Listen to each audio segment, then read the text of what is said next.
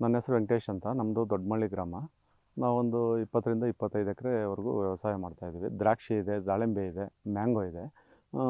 ಈ ಸರಿ ಏನಂದರೆ ಬೇರೆ ವರ್ಷಗಳಲ್ಲಿ ಕಂಪೇರ್ ಮಾಡಿದಾಗ ಈ ಸತಿ ತುಂಬ ಮಳೆಗಳ ಅಭಾವದಿಂದ ನಮಗೆ ಎಲ್ಲದರಲ್ಲೂ ಸಹನೂ ನಮಗೆ ತೊಂದರೆ ಆಗಿದೆ. ದಾಳಿಂಬ್ರಿನಲ್ಲೂ ಕೂಡ ಸ್ವಲ್ಪ ತೊಂದರೆ ಆಗಿದೆ. ದ್ರಾಕ್ಷಿದು ಎಫೆಕ್ಟ್ ಆಗಿದೆ.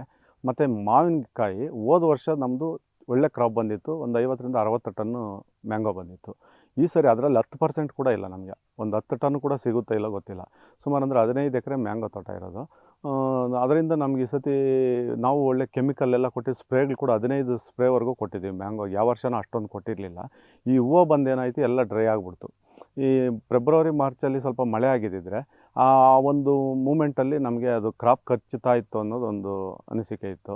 ಯಾಕಂದರೆ ವರ್ಷ ಅದೇ ಥರನೇ ಆಗ್ತಾಯಿತ್ತು. ಈ ವರ್ಷ ಯಾವಾಗ ಮಳೆ ಇಲ್ಲದೆ ಆಯಿತು, 170ರಿಂದ 180 ದಿನಗಳಾದರೂ ಮಳೆ ಇಲ್ಲ. ಅದರಿಂದ ನಮಗೆ ಈ ತೊಂದರೆ ಆಗಿರ್ಬೋದು ಅಂತ ಒಂದು ಅನಿಸಿಕೆ ಇದೆ. ಆಮೇಲೆ ಇದರಲ್ಲಿ ಮ್ಯಾಂಗೋನಲ್ಲಿ ಈ ಕಪ್ಪು ರೋಗ ಅಂತ ಬರ್ತದೆ ಎಲೆ ಮೇಲೆ.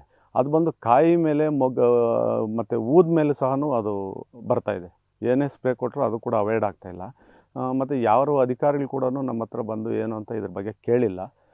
ಎಷ್ಟು ಲಾಸ್ ಆಗಿರ್ಬೋದು ಸರ್ ಮೊನ್ನೆ ಬೆಳಗ್ಗೆ ಈ ವೇಳೆಗೆ? ಸುಮಾರು ಅಂದರೆ ನಮಗೆ ಒಂದು 15ರಿಂದ 20 ಲಕ್ಷ ಲಾಸ್ ಆಗಿದೆ. ಯಾಕಂದರೆ ಇದಕ್ಕೂ ನಾವು ವರ್ಷ ಸ್ಪೂನಿಂಗ್ ಮಾಡಿ ಮತ್ತು ಗಿಡಕ್ಕೆ ಅಷ್ಟೇ ಹೆಲ್ತಿಯಾಗಿ ಕೂಡ ಇಟ್ಕೊಂಡಿದ್ದು. ನಮ್ಮ ಭೂಮಿ ನೋಡಿರಿ ಎಷ್ಟು ನೀಟಾಗಿಟ್ಟು, ಒಂದು ಚೂರು ಕಳೆ ಬರಲಿಕ್ಕೆ ಕೂಡ ಬಿಟ್ಟಿರಲ್ಲ.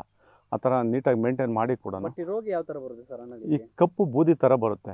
ಬಟ್ ಅದು ಔಷಧಿ ಹೊಡೆದಾಗ ಒಂದು 4-5 ದಿವಸಗಳು ಇರಲ್ಲ ಅಷ್ಟೇ. ಮತ್ತೆ ಅದು ಕಂಟಿನ್ಯೂ ಆಗುತ್ತೆ. ಮಳೆ ಬಿದ್ದಾಗ ಆ ಕಾಯಿ ಬಂದಿರುತ್ತೆ, ಆ ಕಾಯಿ ಮೇಲೆಲ್ಲ ಅದು ಬರುತ್ತೆ. ಆವಾಗ ಅದು ಮಾರ್ಕೆಟಲ್ಲಿ ರೇಟ್ ಕಡಿಮೆ ಆಗ್ತಾ ಇದೆ. ಈಗ ಒಟ್ಟಾರೆ ಸರ್ ಎಷ್ಟು ಲಾಸ್ ಆಗಿರ್ಬೋದು? ಒಂದು 15ರಿಂದ 20 ಲಕ್ಷ ಮ್ಯಾಂಗೋದಲ್ಲಿ ಲಾಸ್ ಆಗಿರ್ಬೋದು ನಮಗೆ. ಬಟ್ ಈಗ ಸರ್ ಸೀಸನ್ನು ಮತ್ತು ಸೀಸನ್ ಇತ್ತು, ಬಟ್ ಮರಗಳಲ್ಲಿ ಮಾವಿನ ಹಣ್ಣೇ ಬರ್ತಿಲ್ಲ ಸರ್ ನೋಡೋಕ್ಕೆ. ಹೌದು, ಮಾರ್ಕೆಟಲ್ಲಿ ಕೂಡ ಮಾವಿನ ಹಣ್ಣಿಗೆ ಡಿಮ್ಯಾಂಡೇ ಇದೆ. ಬಟ್ ಯಾವಾಗ ಕ್ರಾಪ್ಗಳು ಕಡಿಮೆ ಇದೆ ಅದಕ್ಕೋಸ್ಕರ ನಮ್ಮ ತೋಟನಿದೆ. ನಾನು ಬೇರೆಯವ್ರನ್ನ ಕಂಪೇರ್ ಮಾಡಿದಾಗ ಅವರಲ್ಲೂ ಸ್ವಲ್ಪ ಕ್ರಾಪ್ ಕಡಿಮೆ ಇದೆ. ಮಳೆದೇ ಪ್ರಾಬ್ಲಮ್ ಅಂತ ನಮಗೆ. ಈಗ ಸರ್ ಒಬ್ಬ ರೈತರಾಗಿ ನಿಮ್ಗೆ ಯಾವ ಥರ ಒಂದು ಕಷ್ಟ ಆಗ್ತಿರ್ಬೋದು ಸರ್? ಹೌದು, ಇದಕ್ಕೆಲ್ಲ ಸಾಲ ಮಾಡಿನೇ ನಾವು ವ್ಯವಸಾಯ ಮಾಡಬೇಕಾಗಿರ್ತದೆ. ಈ ಥರ ಆದಾಗ ನಾವು ಇನ್ನು ಮುಂದೆ 1 ವರ್ಷವರೆಗೂ ಸಹನೂ ಇದು ಬೇರೆ ಏನೂ ಸೋರ್ಸ್ ಇರಲ್ಲ. ಮತ್ತು ನೆಕ್ಸ್ಟ್ ಇಯರ್ ಕ್ರಾಪ್ ಬಂದಾಗ ಇದರಿಂದ ಹಣ ನಾವು ಪಡಿಬೇಕಾದ್ರೆ. ಅದರಿಂದ ಈ ಮಳೆಗಳದ್ದು ಒಂದು, ಬಟ್ ಇದಕ್ಕೆ ಸರ್ಕಾರ ಏನಾದರೂ ಒಂದು ಮ್ಯಾಂಗೋ ಇದಕ್ಕೆ ಒಂದು ಪರಿಹಾರ ಕೊಟ್ಟರೆ ಒಳ್ಳೆಯದು ಅಂತ.